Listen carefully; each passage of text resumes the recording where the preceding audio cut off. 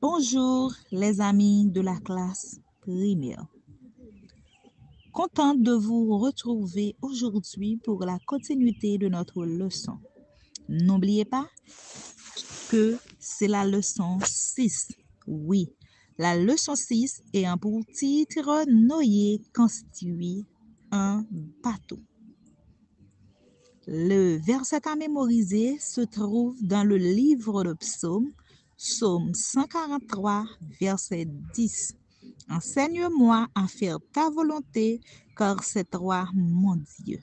Le message, les membres de la famille veulent faire sa volonté. Les membres de la famille de Dieu veulent faire sa volonté. N'oubliez pas que le personnage central de cette histoire, c'est bien Noé. Oui, Noé, chers amis. Dieu avait demandé à Noé de faire quoi? De construire un grand bateau. Bravo, Dieu avait demandé à Noé de construire un grand bateau. Je peux dire comme la Titanic, c'est pas vrai, chers amis? Oui, un grand bateau, Dieu avait demandé à Noé de construire. N'oubliez pas que hier, j'avais dit, à cette époque, les hommes étaient tellement méchants que Dieu a dit, je regrette de les avoir créés. Oui, chers amis, c'est ce que Dieu avait dit à Noé. Mais Dieu avait dit à Noé que je vais donner une seconde chance à cette famille terrestre. Étant donné que Noé était l'ami fidèle de Dieu, Dieu a décidé de donner à tous les hommes une seconde chance. J'avais promis que je vous dirais qu'est-ce que Dieu avait dit à Noé. La décision de Dieu, chers amis, c'était de détruire la terre par un déluge. Déluge, c'est beaucoup d'eau, beaucoup de pluie, de tonnerre. Et c'était pour la première fois, oui, qu'il pleuvait sur la terre, chers amis. C'était pour la première fois. Il y avait un déluge. Il lui a dit également, ok, construis un grand bateau. Dieu a donné tous les détails à Noé. Ce bateau préserverait la vie de Noé, de sa famille, des animaux de toute espèce et de toutes les personnes qui veulent rentrer, chers amis. Ce bateau ne serait pas un grand bateau ordinaire. Il serait tellement immense, chers amis.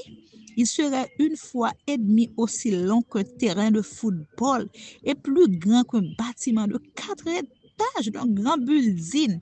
Dieu donna à Noé des consignes très précises et le patriarche se mit au travail, chers amis. Et il y a un autre homme dans l'histoire, c'est Enoch, l'arrière-grand-père de Noé. Cela veut dire que c'est le grand-père de Noé qui était un homme juste. Il était tellement juste, Dieu l'a enlevé. Ce qu'on appelle la mort, il ne connaît pas la mort, non? Il était tellement juste. Il n'était pas passé par la mort car Dieu l'avait pris vivant, chers amis.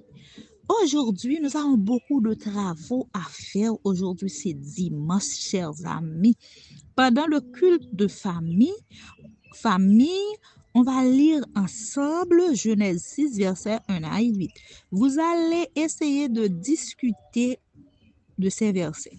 Vous allez essayer de décrire les gens qui vivaient avant le déluge. Que devait penser Dieu en voyant la méchanceté des habitants de la terre? Que devait penser Dieu de Noé? Montre que tu as fait l'outil que tu as fait à l'école du sabbat à une autre personne cette semaine. Parle-lui du bateau de Noé. Comment était le bateau de Noé? Si tu n'as pas fait de bateau, essaie de construire un bateau en papier, chers amis. Chers parents, aidez vos enfants à réaliser les travaux.